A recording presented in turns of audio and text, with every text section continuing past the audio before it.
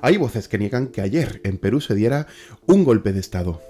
Recordemos que Pedro Castillo ayer se enfrentaba a su tercera moción de censura, o como se dice también votación de vacancia. Realmente no estaba claro que fuera a llevarse con éxito esa votación de vacancia, ya que hacía falta tener 87 votos de 130.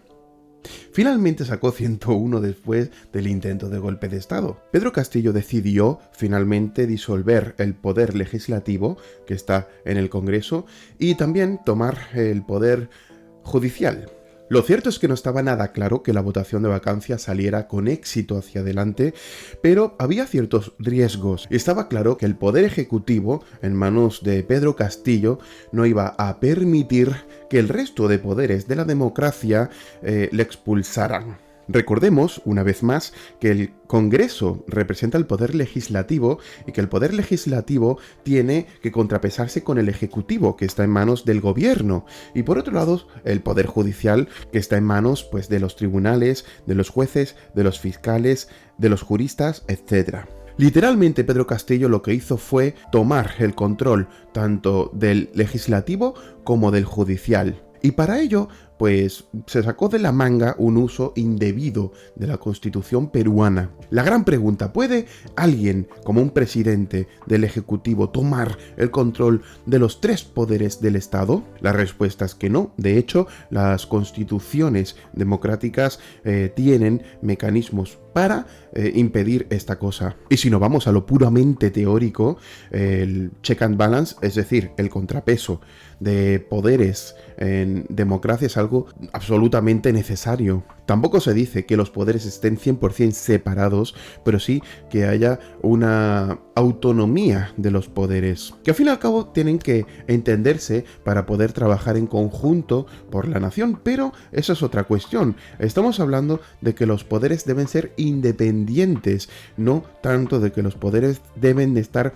100% separados. Esta independencia garantiza que la democracia pueda de verdad ser solvente. Sabiendo que Pedro Castillo, en efecto, lo que hizo fue tomar los tres poderes del Estado y convocar una suerte de constituyente para hacer una nueva constitución y decir que hasta que no hubiese una nueva constitución no iba a permitir la generación de mecanismos puramente democráticos, que ojo, esto no se dice así, se dice con el cinismo narrativo competente. Ya se sabe que cuando se habla mucho de democracia se suele ir en contra de ella, cuando se habla de la libertad se suele quitar la libertad. Bueno, pues sabiendo que había una votación de vacancia vigente, que posiblemente Pedro Castillo perdiera el poder, perdiera la presidencia y que este había dado en efecto un golpe de efecto para eliminar de facto el poder legislativo y judicial y así poder él controlar los tres poderes,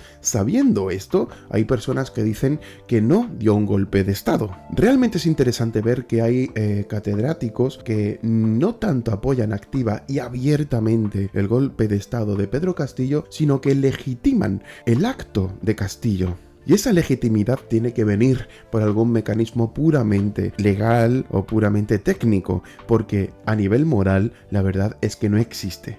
O sí existe, decídmelo abajo en los comentarios, por favor. Bueno, de hecho añado aquí que Pedro Castillo no podía disolver el Congreso, ya que en el artículo 134 de la Constitución peruana se dice que solamente el presidente del gobierno puede disolver el Congreso si éste niega su confianza por 2 veces al Consejo de Ministros, y eso no ha sucedido. Y es interesante que, por ejemplo, un ex vicepresidente de una democracia como España y un líder, o un líder en la sombra, un líder mediático de un partido político tan importante como Unidas Podemos, que es el partido a la izquierda de la izquierda en España, cuestione que algo así sea un golpe o un ataque a la democracia y cuestione, o al menos retuitee a alguien que cuestiona que esto sea un golpe de Estado. Y vamos a analizar esto a través de una política de contrastes, es decir, vamos a ponernos en el hecho de que en lugar de Pedro Castillo hubiese sido alguien de derechas o alguien que se suele llamar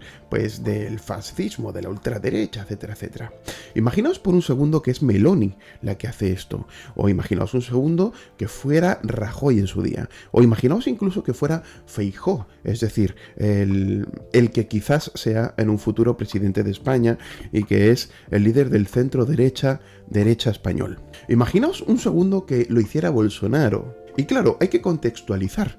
Pedro Castillo estaba sometido a muchas presiones precisamente porque se están destapando muchas tramas de corrupción, tanto de él como de su familia, como de su entorno, de su partido, etc. Es decir, que como siempre hay un entramado que legitima la tensión a través de lo que los propios implicados denominarían violencia política. Y de nuevo vamos a usar el contraste. Si fuera la familia de aquel líder político de derechas la perjudicada por todos estos casos de corrupción, ¿sería Pablo Iglesias tan benevolente? ¿Se cuestionaría de verdad el hecho de que hubiese violencia política y el hecho de que las autoridades competentes hicieran bien su trabajo destapando estas tramas de corrupción? Es muy importante someter a contraste todas estas cosas para ver el nivel de cinismo narrativo, para ver el nivel de desviación en el propio relato con respecto a lo que son los propios puntos del espíritu democrático. En España vemos, por ejemplo, que se está reformando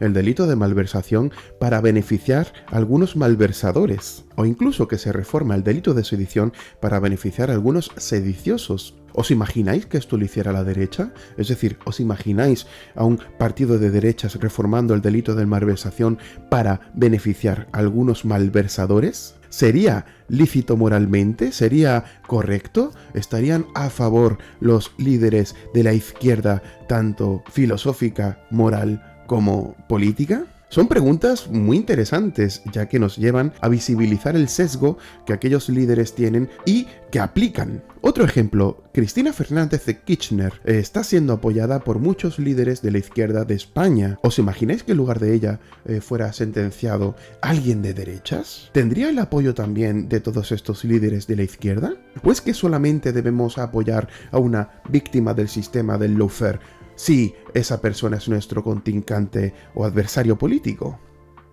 Es decir, ¿defendemos a las personas solamente cuando están en sintonía con nuestra propia ideología? ¿Hay víctimas de primera y hay víctimas de segunda? O incluso, yendo más allá, ¿hay víctimas y personas que no son víctimas aún en el mismo contexto dependiendo de cómo piensan? Bueno, pues el sistema de check and balance, el sistema de contrapesos es un fastidio para aquel que quiere tomar todo el poder o que no quiere ver limitada su propia capacidad de generación de políticas y de acción. Pero claro, el check and balances es lo que da sentido a la democracia, entre otras cosas. Hemos visto en otros vídeos, os lo puedo dejar por aquí, que la democracia no es solamente votar, no es solamente que el pueblo vaya a las urnas, es también un sistema moral, es un sistema de códigos, de conducta, de pensamiento, de ideas, de respeto, de tolerancia y de cultura. Es decir, que no por votar simplemente existe democracia. En Corea del Norte van a elecciones. Atendiendo a todo esto, el nivel de tendenciosidad de los políticos a la hora de defender a personas que realmente son corruptas o personas que verdaderamente han robado dinero del erario público, por ejemplo, o que verdaderamente están tomando el poder de forma ilícita, de forma ilegal e inmoral, ahí vemos el nivel de tendenciosidad que tienen los propios políticos y, por tanto, el nivel de falta de respeto que tienen hacia el espíritu democrático. Un político que apoya abiertamente que otro pueda robar dinero público es un político que realmente no está acorde con los propios fundamentos de la democracia, del respeto por el ciudadano y por sus impuestos. Podríamos decir incluso que se puede analizar, se puede medir el nivel de tendenciosidad de forma cualitativa, haciendo un espectro que vaya desde el nivel basal de tendenciosidad, es decir, el nivel más bajo, el que existe en la propia naturaleza del ser humano, porque nadie está exento pues de tener su propio sesgo, ¿no?,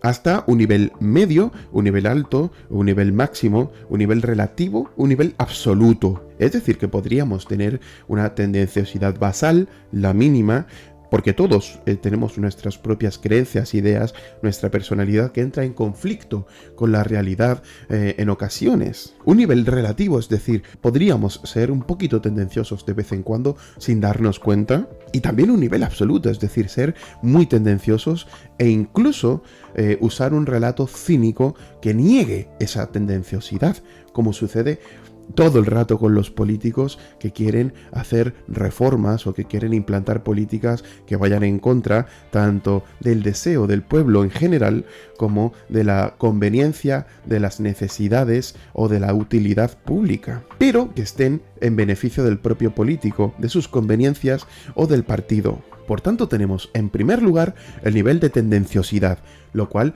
sería muy interesante aplicar a cada político para ver ¿qué nivel tienen para medir?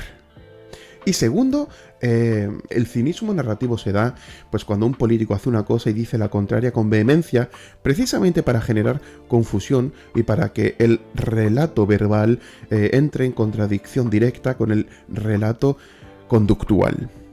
En ese sentido, muchos políticos adquieren cierta legitimidad por parte de los votantes cuando precisamente hacen lo contrario de lo que prometieron o incluso de lo que los propios votantes desean. ¿Por qué? Porque el cinismo narrativo permite burlar parte pues de esa disonancia cognitiva de los propios votantes. Es decir, que a través del cinismo narrativo, a través de ser cínico con el propio relato y decir lo contrario a lo que estás haciendo, engañas a cierto porcentaje de tus votantes y de tus no votantes. Precisamente porque no todos tenemos la capacidad de analizar de forma conjunta lo que una persona dice y lo que una persona hace y finalmente emitir una conclusión que verdaderamente sea vinculante.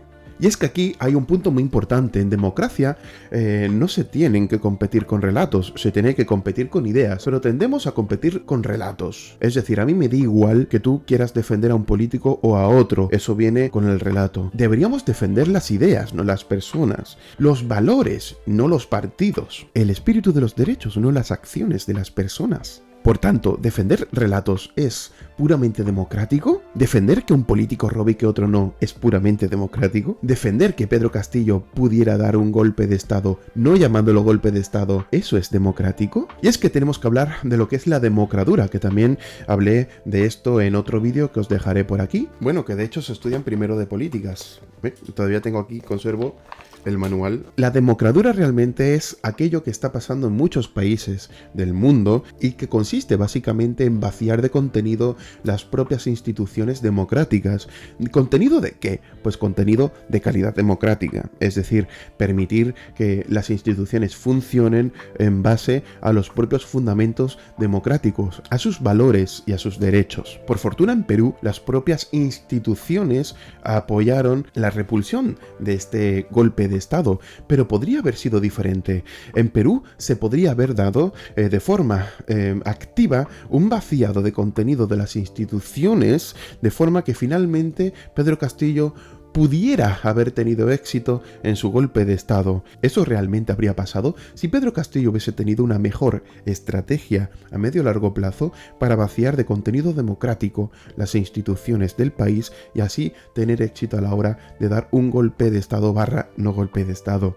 Es decir, a la hora de tomar el control de forma legítima o no de los tres poderes del Estado. Eso ha funcionado en muchos países durante toda la historia de la humanidad. Echa la ley, echa la trampa. La democracia no es perfecta y por tanto debe estar todo el rato atendiendo a sus posibles amenazas. Y debemos defender activamente la democracia. No podemos dar por sentado el hecho de que funciona, de que existe y siempre existirá. Y es que la democradura, y esto es lo más importante, quizás lo más horrible, tiene aspecto de democracia. Es decir, es difícil saber si algo es democracia o democradura y solamente se puede conocer de verdad ese hecho si finalmente se hace un estudio sesudo. A veces es tan evidente como por ejemplo en Venezuela que no hace falta hacer un estudio. Pero lo cierto es que se debe hacer un análisis para saber si un país es democrático o no, es decir, si es una democradura, si es una dictadura o si es una democracia. Y repitamos, es bastante fácil caer en una democratura, también caer en una oclocracia, cosa que explicaré en otro vídeo, ¿vale? Pero la democratura es realmente sencilla, ya que hay muchos actores políticos compitiendo por el poder y muchos de ellos no tienen buenas intenciones, o mejor dicho, no tienen intenciones altruistas. Sus intenciones egoístas están por encima de las altruistas, lo que implicaría que muchos actores políticos trabajan activamente para tener cada vez mayor cuota de poder y poder hacer esas políticas públicas que permitan tanto a él como a su élite pues acaparar o fagocitar el poder tanto estatal como popular, es decir, del pueblo y del Estado. ¿Qué tipo de poder? Pues poder financiero, poder económico, social, poder ideológico, etc. Es decir, todo tipo de influencia y todo tipo de persuasión. Es decir, todo tipo de influencia que lleve finalmente a la dominación y que lleve al acto, a la capacidad de generar a partir del otro resultados para sí mismo. Por tanto, en Perú no es que se haya ido el peligro sigue latente, la amenaza sigue ahí. ¿Por qué? Precisamente porque Dina es pues una persona afín a la propia política de Pedro Castillo y quizás sea más inteligente que Pedro Castillo, quizás ella sí tenga la idea de que hay que tener una estrategia a medio y largo plazo de vaciado de contenido de las instituciones peruanas para poder finalmente implantar una democracia. Quizás ella sí sea la persona adecuada para hacer algo así. Por tanto, ojo, debemos tener máxima precaución, no solamente en Perú, también en España y en cualquier parte del mundo, porque esto es interesante. Justo antes de una guerra civil, justo antes de una dictadura, siempre hay una negación popular diciendo algo así como esto no puede pasar aquí. Aquí no puede suceder algo tan malo. Pues sí, antes de la guerra civil española se decía una guerra civil aquí no puede pasar. Antes de Venezuela se decía en Venezuela esto no puede pasar. Sí, pues las cosas malas pasan. Tengamos mucho cuidado y sobre todo defendamos la democracia con los actos, pero también con las ideas y con las palabras.